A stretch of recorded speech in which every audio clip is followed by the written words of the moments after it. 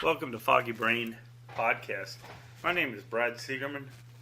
I was a teacher for 31 years in the public school system, and I retired due to circumstances that were beyond my control. I had some health issues. Honestly, I had anxiety and depression caused by a drug called Seroquel, and I needed to take some time off of work. And then when I did further research, I found out that Seroquel, oh, my mouth doesn't work very well. That Seroquel actually was the cause of my whole problem. So when I wanted to come back to work, I thought, oh, no big deal, I'll come back to work. Well, they wouldn't let me come back to work. Kind of weird of them. I have no clue why they chose this path, but they chose that I was not good enough to come back, that they were better off using this sub. And I want to give a shout out to my favorite person, Red Rooster, from HTEA. As some of you don't know, that stands for HaverFord Teachers Association. And what I'm really doing my podcast about today is how I never received the help that I needed from my own association. All this is documented, can be documented, would be offered to anybody in the general public, so I'd like to explain myself just a little bit about what actually went on, since there seems to be a big mystery. So, I took a break from work, had to.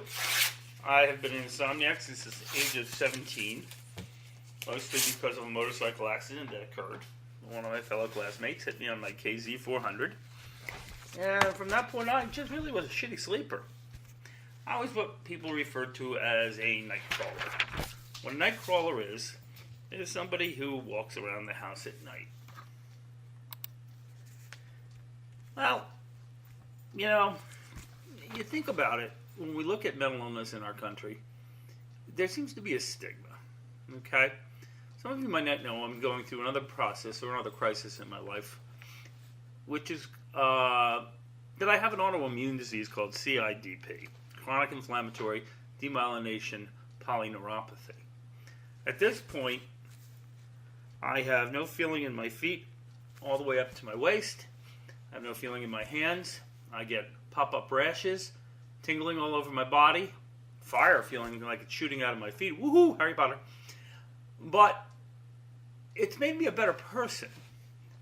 And one of the things I'm trying to do is, I know it sounds weird, but is to protect people. I am seeking to go after my union for the sole purpose of not really for a fiduciary award, but to make sure that association, especially Red Rooster, does not hurt anybody anymore. I feel very strongly about this, that how one person can make a decision. Now, let me go back a little bit and talk about this. When I say one person, when you are a member of a teaching association, you have to remember, we were taught to be teachers. Well, you can't teach a teacher. I think a teacher is born. But what we did was, we as teachers are not negotiators. We're not lawyers. We don't get paid to be lawyers. But we try to be. As a member of a union since 1985, I've been very active. I held a lot of positions, did a lot of volunteer stuff. I was department chair for 15 years. I kind of knew what I was doing, but I had to learn as I went along because there was not much help when it came to how can you represent people.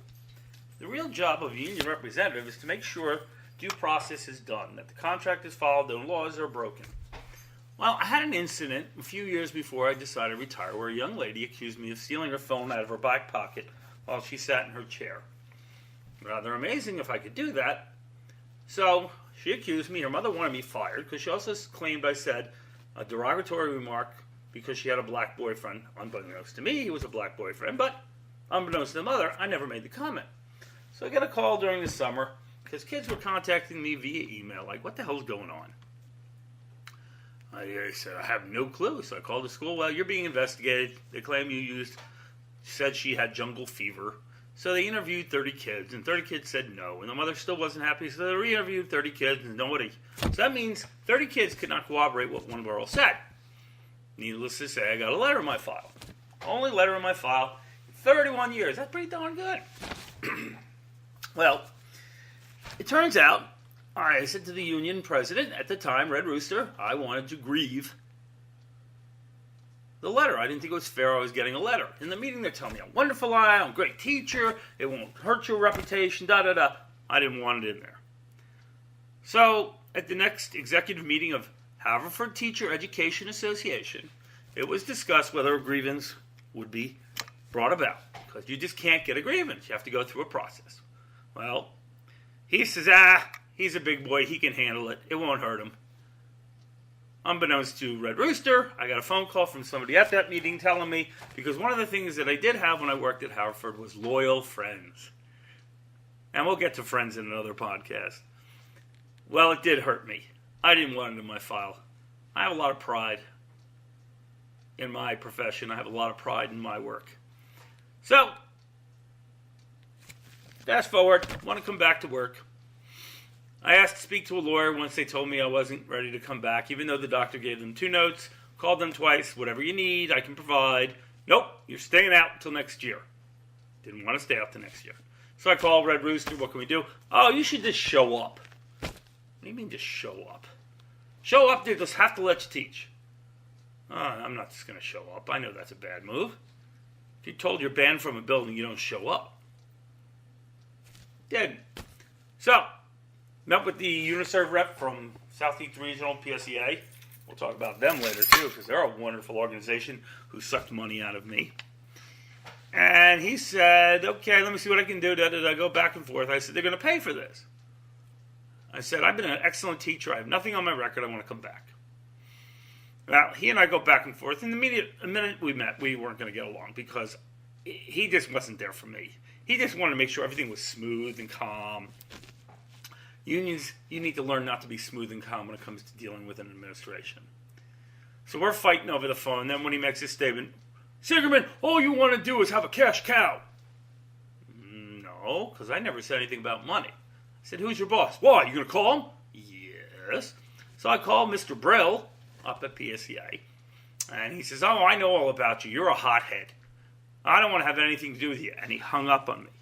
Now remember, paid dues for 31 years to go to local, national, and state associations of PSEA. So, we go through this tribe, back and forth, back and forth, back and forth, back and forth, back and forth. Finally, after 6 weeks of pleading and begging, got to speak to an attorney from PSEA. In the meanwhile, I spent my own money and hired my own attorney because I knew I wasn't going to get anybody to help me. So, we have a meeting with the attorney. I asked to record. And of course the attorney said, no way, I don't want to be recorded, blah, blah, blah, blah, blah, blah. I don't know why everybody's afraid of being recorded. If you say something, own up to it. So I told her what was going on over the phone, and she said, immediately, we're filing a grievance. We filed a grievance. The district said, no, fine, we're going to arbitration. My lawyer says, no, we're not going to arbitration. We're going to sue you because you're forcing him to take sick days. I resigned, I unresigned, got to meet with the PSE lawyer. Mr. Red Rooster was there. Mr. Charlie, who can't remember his own name, was there. And it was not a very good meeting. I told her what happened with the phone, and she looked at Mike. Mike, I told you, never give legal advice. But he does. And it's got to stop. Then I told her what was going on, and she goes, who told you to go back to the school and just show up? I said, Red Rooster. She goes, Mike, I told you again, don't give legal advice. So now, things are getting heated up. They stripped me of my schedule. Under the ADA, the American Disability Act, you're not allowed to do that. And I had an administrator waiting to come and get me. We'll talk about her another time. Because she's full of herself and full of a lot of other things. So, we go through the motions. I went to my wife and said, is this really worth it? I said, I've had 31 glorious years of teaching. I've won numerous awards. I've won an award from Hadassah. I won an award from Stanford. I won an award from the Daughters of the American Revolution for teaching American history. Pretty hard award to get. But when it all boiled down to it, nobody gave a shit. Okay? I've been a thorn in HTA's side since I became a member. Because when I became a member, we fought. Now today, we give back and give back and give back. I was promised several years ago under a contract, you have a freeze. When I looked at my paycheck, I had a reduction. So I tried to show that to HTA, and they said, you don't know how to do math. And I looked at them like, no. You're picking on the wrong person with this one. You sold us a bill of goods that are not good. So if some of you are wondering why I have these things posted about HTA Red Rooster, I'm meeting with 2 attorneys tomorrow. I'm hoping to file a class action lawsuit against the association. And it's not about the money. The union's going to have 2 options, and I'm not going to reveal what the 2 options are. I want this to go public. I want this to go viral. If you know anybody who's a member of HTEA, they really need to listen to this. They really need to contact me at bradsegerman@gmail.com for the truth. Red Rooster made it a point to tell everybody in the building, don't talk to him, you'll become part of a lawsuit. I lost 110 friends after that. I only hear from 1 or 2 people from Haverford. Pretty interesting considering in my own department alone I saved 4 jobs. But they don't even know their jobs were on the line for their actions in the classroom and actions towards parents. I helped a lot of people when I was a teacher. I especially was glad that I helped students. So this is the first podcast of the Foggy Brain podcast done by Siggy. I hope you enjoy it, and I'll let you know what's going on. Have a wonderful, blessed day.